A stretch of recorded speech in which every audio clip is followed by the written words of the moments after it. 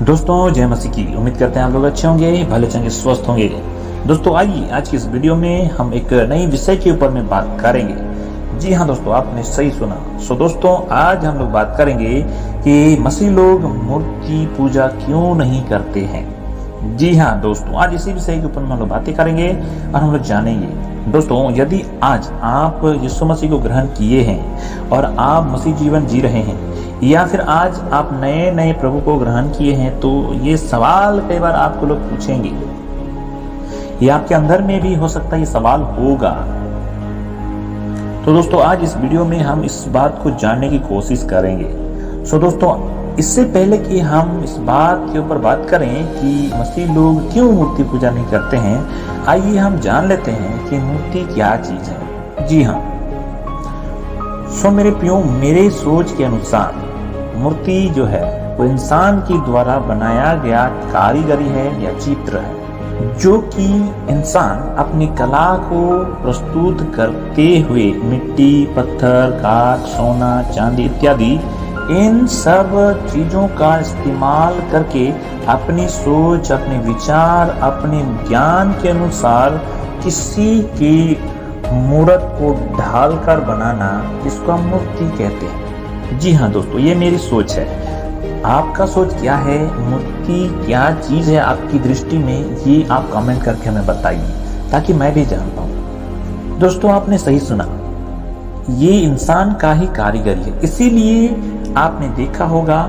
एकदम हूबहू इंसान जैसे वो दिखता है सामने वाला, उसी प्रकार लोग बना देते हैं। ये इंसान के अंदर में जो कला है उसका प्रस्तुत करते हुए वो सामने वाला जैसा दिखता है ऐसे बना दिया। आज इसको हम मूर्ति या प्रतिमा बोल सकते हैं। और इसीलिए मेरे प्रियो, आपने देखा होगा जब मूर्ति लोग बनाते हैं तो किसी का 2 हाथ बना दिया, किसी का 6 हाथ बना दिया, किसी का 10 सिर बना दिया।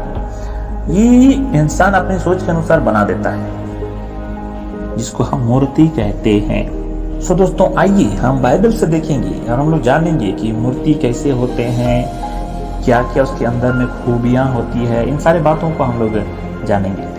दोस्तों मेरे साथ एक वचन निकालिए, भजन संहिता 115 अध्याय, और हम लोग 4 पद से हम लोग पढ़ेंगे 7 पद तक, और यहाँ पर हम लोग जानेंगे मूर्ति किस प्रकार होते हैं।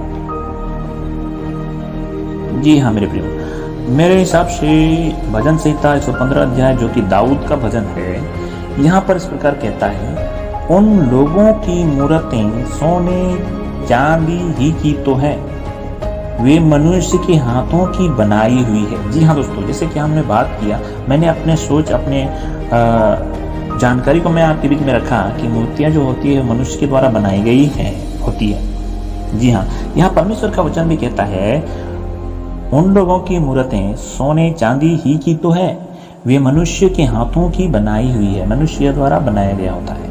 जी हाँ, इस बात को तो हम वचन से हम क्लियर हो गए।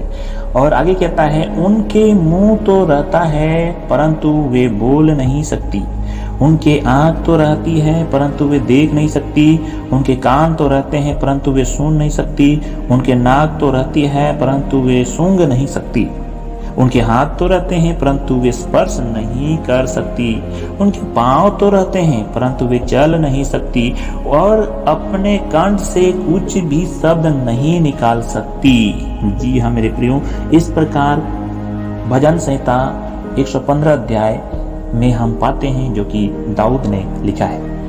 मेरे प्रियो, जैसे हमने सुना, वो दिखने में तो जीवित प्राणी, जीवित मनुष्य की तरह ही दिखता है।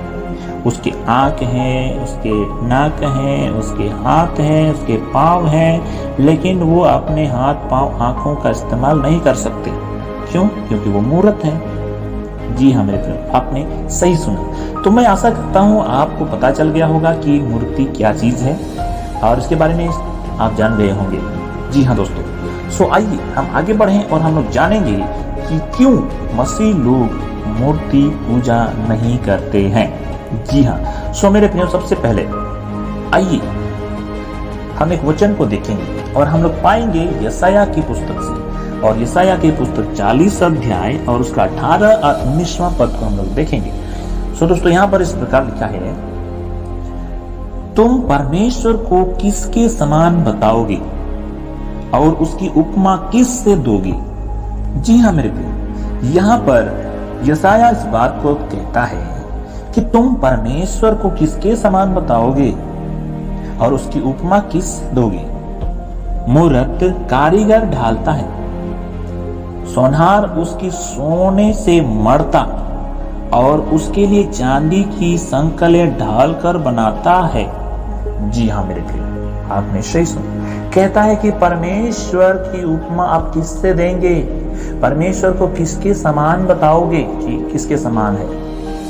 मूरत, ये तो कारीगर लोग जो है वो ढालता है, सोने से, चांदी से, मिट्टी से, ये सब इस्तेमाल करके वो बनाता है। जी हाँ, आपने सही सुना। ध्यान दीजिए इस वचन को, और मैं बोलूंगा आपको कि आप इस वचन को पर्सनली आप जरूर पढ़िएगा, इसके बाद कमेंट कीजिएगा। जी हाँ। सो दोस्तों, और आइए और एक वचन को हम लोग देखते हैं और हम पाएंगे लय व्यवस्था और उसका 26 अध्याय और उसका पहला वचन को हम लोग देखेंगे।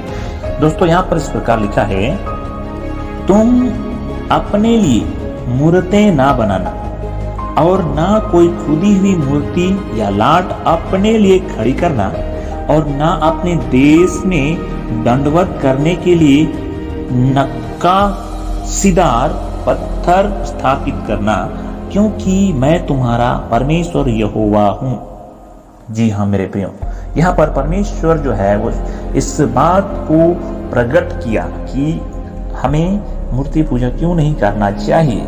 यहाँ पर परमेश्वर ने इजरायलियों से कहा, इजरायली लोगों के लिए वचन दिया, और उसके साथ साथ में आज जितने भी प्रभु को ग्रहण करने वाले लोग हैं, आपके लिए ये वचन है। यहाँ पर कहता है, तू अपने लिए मूर्ति ना बनाना और ना कोई खुदी हुई मूर्ति या लाट अपने लिए खड़ी करना और ना अपने देश में दंडवत करने के लिए नक्काशीदार पत्थर स्थापित करना, क्योंकि मैं तुम्हारा परमेश्वर यहोवा हूँ। जी हाँ मेरे प्रिय, परमेश्वर एक ही है जिसने पृथ्वी को बनाया, जिसने आपको और हमको बनाया, जिसने सारे ब्रह्मांड को बनाया।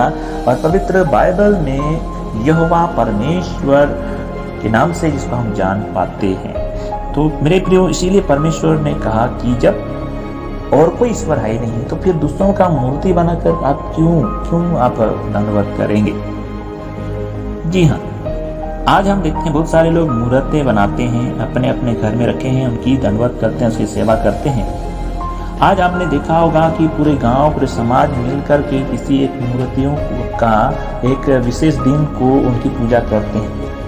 और बहुत जगह में आपने देखा होगा कि बहुत सारे लोग अपने गांव में, अपने समाज में एक पत्थर को गाड़ के रखते हैं और पूरे गांव के लोग उसकी दंडवत करते हैं, उसकी आराधना करते हैं, उसकी सेवा करते हैं। परमेश्वर यहाँ पर कहता है कि अपने लिए, अपने देश के लिए ये सब मत बनाओ, क्योंकि मैं ही तुम्हारा यहोवा परमेश्वर हूँ। जी हाँ मेरे प्रियो, आपने सही सुना।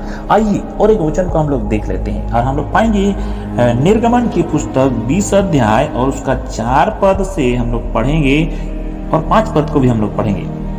यहाँ पर इस प्रकार लिखा है, तू अपने लिए कोई मूर्ति खोद कर ना बनाना, ना किसी की प्रतिमा बनाना जो आकाश में या पृथ्वी पर या पृथ्वी के जल में है।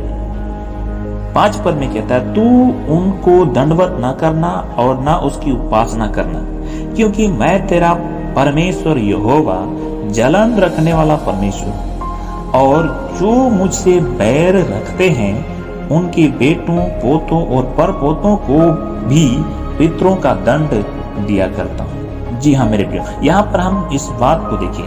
4 पद में परमेश्वर का वचन कहता है, जो कि मूसा, जो कि इस 10 आज्ञा को लेने के लिए परमेश्वर की उपस्थिति में पर्वत पर, पहाड़ पर चढ़ गया, उस समय परमेश्वर ने इस 10 आज्ञा को जो उसने दिया मूसा को, उसमें परमेश्वर ने स्वयं कहा कि तू अपने लिए कोई मूर्ति खोद कर ना बनाना और ना ही किसी की प्रतिमा जो आकाश में या पृथ्वी पर या पृथ्वी के जल में से है। मेरे प्रियो, यहाँ पर परमेश्वर ने स्वयं कह दिया कि ना तो आकाश में जो है उसकी प्रतिमा बनाना, उसकी मूर्ति बनाना, ना तो पृथ्वी पर जो भी चीज है उनकी मूर्ति बनाना, और ना ही पृथ्वी के नीचे समुद्र में, जल में, पानी में जो चीज है उनकी मूर्ति बनाना। आपको किसी भी चीजों की या किसी भी जीव जंतुओं की या किसी भी चीज की मूर्ति नहीं बनाना है। परमेश्वर ने साफ साफ कह दिया। और 5वां पद में कहता है, तू उनको दंडवत ना करना, उनकी दंडवत ना करना और ना उसकी उपासना करना, क्योंकि मैं तेरा परमेश्वर यहोवा जलन रखने वाला परमेश्वर हूँ, और जो मुझसे बैर रखते हैं उनके बेटों, पोतों और परपोतों को भी पितरों का दंड दिया करता हूँ। जी हाँ मेरे प्रिय, यहाँ पर परमेश्वर स्वयं इस बात को कहता है। मूसा के द्वारा 10 आज्ञा जब दिया जा रहा था, मेरे प्रिय 6ठा पद को जब अगर हम पढ़ते हैं तो यहाँ पर हम देखते हैं, कहता है, और जो मुझसे प्रेम रखते हैं और मेरी आज्ञाओं को मानते हैं उन हजारों पर करुणा किया करता हूँ। यहाँ पर परमेश्वर के दोनों तरफ की हम दृश्य को देखते हैं। एक तरफ परमेश्वर जलन रखने वाला है जो दंड देता है, दूसरी तरफ प्रेम करने वाला है जो कि अपने प्रेम करने वालों, आज्ञा मानने वालों को बहुत करुणा से भर देता है। जी हाँ मेरे प्रिय, मेरे प्रिय, आपने जाना क्यों मसीह लोग मूर्ति पूजा नहीं करते? क्योंकि परमेश्वर ने शर्त मना कर दिया है। जी हाँ, आपने सही सुना।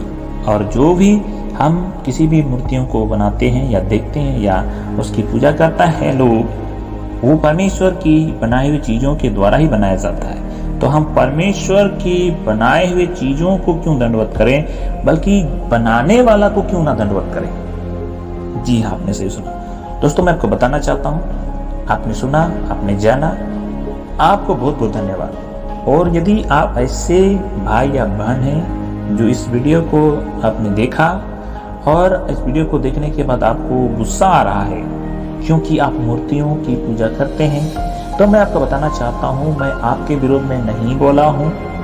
और हाँ, इतना मैं आपको जरूर बताऊंगा, बाइबल में जो हमने पद को पढ़ा वो बात सत्य है। और मैं आपको इतना ही बोलूंगा, गुस्सा करने के बजाय आप इन बात को आप जानने की कोशिश कीजिए, पढ़िए, फिर आप कमेंट कीजिए।